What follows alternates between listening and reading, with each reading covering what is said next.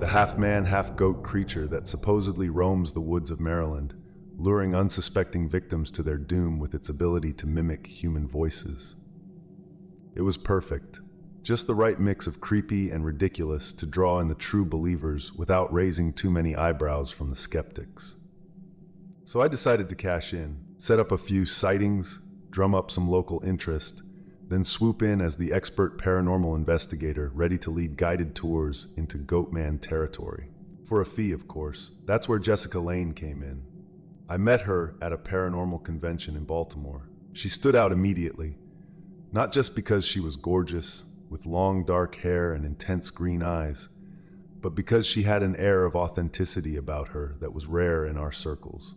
While the rest of us were hawking EMF meters and spirit photography, Jessica was giving a lecture on the ethics of paranormal investigation. I knew right away that I needed her for my Goatman Con. Having a true believer on board, especially one with actual credentials, would lend an air of legitimacy to the whole operation. So I turned on the charm, played up my own, entirely fabricated history of paranormal investigation, and invited her to join me on my latest expedition. To my surprise and delight, she agreed. "I've always been fascinated by the Goatman legend," she told me over coffee, her eyes shining with genuine excitement, "but I've never had the chance to investigate it properly. Your approach sounds intriguing." If she only knew. We spent the next few weeks preparing for the expedition. I set up a few more sightings, leaked some blurry photos to local news outlets, and started taking bookings for our guided tours. Jessica, meanwhile, threw herself into research with an intensity that was almost unsettling. "Did you know," she said one evening as we pored over maps of the area, "that the earliest Goatman sightings date back to the 1970s? But there are similar creatures in folklore all over the world. The Greeks had satyrs, the Norse had Krampus." I nodded along, making appropriate noises of interest while my mind wandered to how much cash we were going to rake in from this venture. But as I watched Jessica work, a strange feeling began to gnaw at the pit of my stomach. Something like guilt. See, Jessica wasn't like my usual marks. She wasn't in it for the thrill or the chance to be on TV. She genuinely believed in what she was doing. And more than that, she believed in me, in the persona I'd created. For the first time in my career, I found myself wishing that the monsters were real. The night before our first expedition, I couldn't sleep. I tossed and turned in my motel bed, my mind racing with last-minute details of the con. That's when I heard it, a soft tap at my window. I froze, straining my ears in the darkness. For a long moment, there was nothing. Then, just as I was about to convince myself I'd imagined it, it came again. Tap, tap. Slowly, my heart pounding, I got out of bed and approached the window. The curtains were drawn, but I could see no shadow, no silhouette on the other side. With a shaking hand, I reached out and pulled back the curtain. There was nothing there, just the empty parking lot, dimly lit by a flickering street lamp. I let out a breath I hadn't realized I'd been holding, chuckling at my own jumpiness. But as I turned away from the window, I heard something that made my blood run cold. "Sam," a voice called from outside, a voice I recognized, my own voice. I whirled back to the window, but the parking lot was still empty. I must be more tired than I thought, I told myself. The stress of the con, the lack of sleep, it was all catching up to me. But as I crawled back into bed, I couldn't shake the feeling that something was very, very wrong. The next morning dawned bright and clear, perfect weather for our first Goatman tour. As I loaded up the van with our equipment, real and fake, I pushed the events of the night before out of my mind. I had a job to do. Jessica arrived just as I was finishing up, her face flushed with excitement. "Ready for this?" she asked, her smile infectious. "Born ready," I replied with a wink, pushing down the twinge of guilt her enthusiasm provoked. Our tour group was small for this first outing, just 6 people, plus Jessica and myself. As we drove into the Maryland woods, I regaled them with tales of the Goatman, embellishing the legends with a few choice details of my own invention. "They say," I told them in my best spooky campfire voice, "that the Goatman can mimic any sound it hears. Human voices, animal calls, even the sound of a car engine. It uses this ability to lure its victims deep into the woods, where they're never seen again." I saw Jessica nod approvingly out of the corner of my eye, and felt another pang of guilt. She really believed all this, And here I was, about to stage a bunch of fake encounters to scare these people out of their money. As we hiked deeper into the woods, I began setting up our evidence. A tuft of hair here, actually taken from a goat farm, some strange markings on a tree there, carved the day before, all carefully placed to be discovered by our group. But as the day wore on, a strange feeling began to creep over me. It was like we were being watched. Every rustle of leaves, every snapping twig made me jump. I tried to shake it off to focus on the con, but the feeling only grew stronger. It was late afternoon when things really started to go off script. We were setting up camp for the night, all part of the authentic Goatman experience I was selling, when one of the tour members, a middle-aged woman named Karen, let out a blood-curdling scream. "There!" she shrieked, pointing into the gathering darkness beyond our campsite. I saw it, the Goatman. I froze, my mind racing. This wasn't part of the plan. I hadn't set up any sightings for this part of the tour. But before I could say anything, Jessica was already springing into action, grabbing her camera and rushing towards where Karen was pointing. "What did you see?" she asked urgently. "Can you describe it?" Karen was shaking, her eyes wide with fear. It was tall, hairy, and its eyes, oh God, its eyes were glowing. The rest of the group huddled together, whispering nervously. I tried to regain control of the situation, assuring everyone that we were safe, that the Goatman had never been known to attack large groups. But my words sounded hollow, even to my own ears. As night fell, the atmosphere in the camp grew tense. Every sound from the forest seemed amplified, laden with potential menace. I found myself jumping at shadows, my nerves frayed to the breaking point. It was around midnight when we heard it. A voice calling from the darkness beyond our campfire's light. "Help! Is anyone there? I'm lost." It was a child's voice, high and frightened. Without thinking, I started to get up, to go towards the sound, but Jessica's hand on my arm stopped me. "Sam," she whispered, her face pale in the firelight. "Remember the legend. The Goatman mimics voices to lure its victims." I stared at her, a chill running down my spine. Because she was right. I hadn't set this up. This wasn't part of the con. The voice came again, closer this time. "Please, I'm scared." Our tour group was in a panic now, some wanting to go help, others insisting we stay put. I tried to think, to come up with some explanation that would fit into my carefully constructed narrative. But my mind was blank, filled only with a growing sense of dread. That's when I saw it. Just beyond the circle of our firelight, a pair of eyes gleaming in the darkness. Not animal eyes, reflecting the light. These eyes glowed with their own inner fire, a sickly yellow-green that seared itself into my brain. I blinked and they were gone. But the damage was done. I had seen something I couldn't explain away or rationalize. For the first time in my life, I was faced with the possibility that the monsters might be real.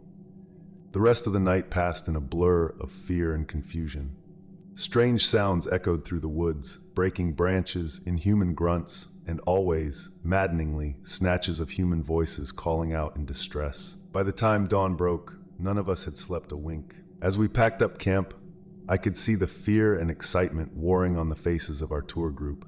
They had come for a thrill, for a taste of the unknown, and they had gotten more than they bargained for. I should have been elated. This was better publicity than I could have ever staged. But all I felt was a gnawing dread in the pit of my stomach. We were about halfway back to the van when it happened. One moment, the trail ahead of us was clear. The next, a figure stood there, blocking our path. It was tall, impossibly tall, its body covered in shaggy brown fur, but it was the head that drew the eye, that seared itself into my nightmares. A goat's head, with curling horns and a long, bearded snout.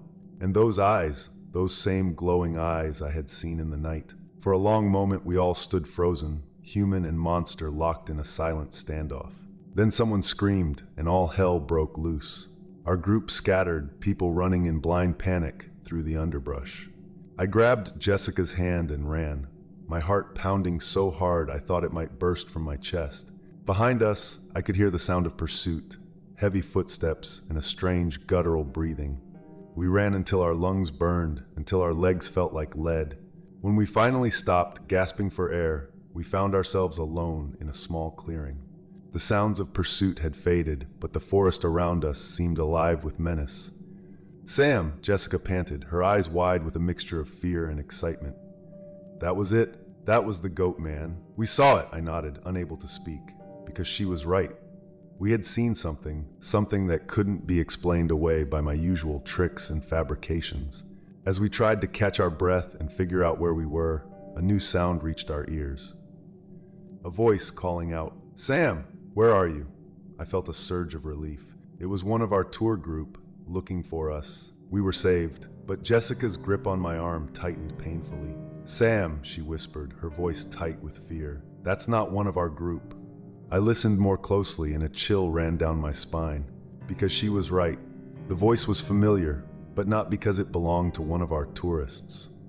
It was familiar because it was my voice. Before I could process this, another voice joined the first. This one was Jessica's, a perfect mimicry calling out our names. We looked at each other, the same realization dawning in both our eyes. The Goatman wasn't just real, it was hunting us. What followed was the most terrifying game of cat and mouse I've ever experienced. We tried to make our way back to civilization, but at every turn, we were met with mimicked voices, luring us this way and that. Sometimes it was the voices of our tour group. Sometimes it was our own voices. And sometimes it was voices I recognized from my past. Voices of people I'd conned, people I'd hurt. As the day wore on and the forest grew darker, I found myself clinging to Jessica. Not just for physical comfort, but for the strength of her belief. She had come into these woods expecting to find a monster, and she hadn't flinched when confronted with the reality of it. Meanwhile, I, who had spent my life fabricating the supernatural, found myself crumbling in the face of something truly unexplainable. Night was falling when we finally heard a voice we could trust, the distant sound of rescuers calling out. We ran towards the sound, hope giving us a final burst of energy. We burst out of the tree line to find a scene of organized chaos. Police cars, ambulances, search and rescue teams, and there, in the middle of it all, was a face I had hoped never to see again. Rick, my former partner, the man I'd double-crossed on our last big con. He saw us at the same moment we saw him, and the look that crossed his face was one of pure malice. "There he is," he shouted, pointing at me. "That's the man responsible for all this. He set the whole thing up." In the confusion that followed, I lost track of Jessica. I was surrounded by angry police officers, by frightened and angry tour group members. Rick's voice rose above the din, spinning a tale of my deceptions, my cons, my frauds. And the worst part was, everything he was saying was true. Or had been, up until the moment we saw the Goatman. I tried to explain, to tell them what we'd really seen out there in the woods. But who would believe me? I, who had made a career out of faking the supernatural, was now trying to convince them that the monsters were real. As they led me away in handcuffs, I caught a glimpse of Jessica's face in the crowd. The look of betrayal in her eyes was almost worse than the fear I'd felt in the woods. That was 3 months ago. I'm writing this from a cell in the county jail, awaiting trial for fraud, endangerment, and a host of other charges. Rick's testimony was damning, and most of my tour group was eager to paint me as the villain who had led them into danger for profit. Only Jessica's statement kept me from facing even more serious charges. She confirmed that whatever had happened in those woods, it wasn't something I had staged. But the authorities put it down to mass hysteria, to the power of suggestion. After all, there's no such thing as the Goatman. But I know the truth. I see those glowing eyes every time I close my own. I hear those mimicked voices in my dreams. And lately, I've been hearing something else. At night, when the jail is quiet, I sometimes hear a soft tapping at my window. Tap, tap, and then a voice. My voice calling me back to the woods. I don't know how much longer I can resist its call. Because the truth is, the Goatman isn't finished with me. This was never about a simple hunt, never about mere survival. No. What I experienced out there in those Maryland woods was something far more sinister. It was a gambit, a cosmic game of chess where I, in my arrogance, thought I was the player, only to discover I was just another pawn. The Goatman is patient. It can wait, and when I get out of here, if I get out of here, I know where I'll end up. Back in those woods, facing a horror beyond imagination, because the game isn't over. It's only just begun, and this time there will be no escape.